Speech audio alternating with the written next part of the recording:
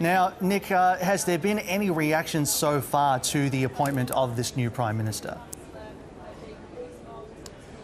Hi Manny. Well, here at number 10 Downing Street, many of the staff have already started moving out and the changeover is already underway. A lot of people were expecting it would be Liz Truss, so I don't think there's a huge sense of surprise here.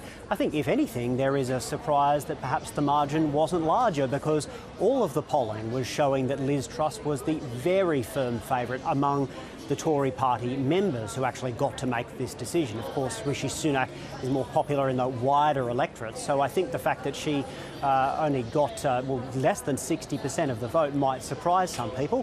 Whether or not it's enough to keep an iron in the fire one day for Rishi Sunak, we'll have to wait and see. He's said that he's committed to staying on and supporting a Conservative government, but Liz Truss now has a monumental task ahead of her. Not only does she have to unite this party, which has been not only divided but in, I guess, a state of paralysis for nearly the last 2 months. No big decisions have been made at all while Boris Johnson has been here at number 10, and now there are some really big ones to make. First and foremost, tackling the huge energy crisis and cost of living crisis that everyone here is facing.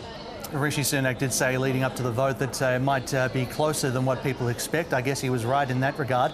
But what has the public's perception been of Liz Truss in the lead up to this vote? Well, look, it depends who you ask. If you ask Tory MPs, they think she's good. They seem to approve of the way that she has stuck to her guns and the way that she's, I guess, been willing to change her opinion on certain topics. Don't forget, this is someone who spoke against Brexit, who is now the firm favourite of the Brexiteers within the party. So Liz Truss has managed to reinvent herself a number of times. In the wider community, there is a different perception, and I think most people, the general electorate, would say that they favour Rishi Sunak as a Prime Minister. She has been prone to several gaffes.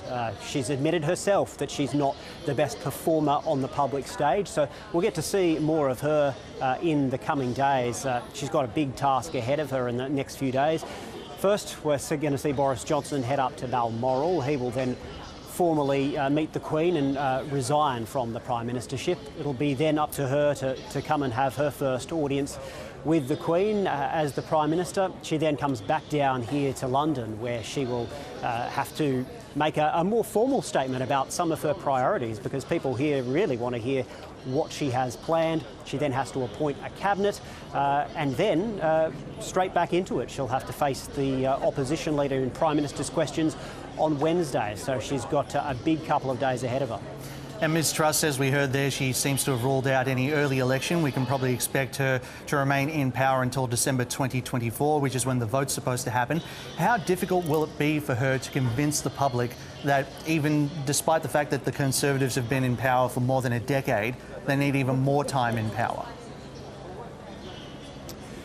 Well, yes, I mean, I wouldn't be surprised if we hear her saying that now is not the time to be changing government, because the country is facing such a crisis. So we do have potentially a very long time until the next general election is held, but a huge task ahead of her. Bringing downward pressure on energy bills. Already there is talk that she might be willing to spend billions and billions of pounds in state aid to try to alleviate the pressure on households, potentially even freeze some of the bills for people here.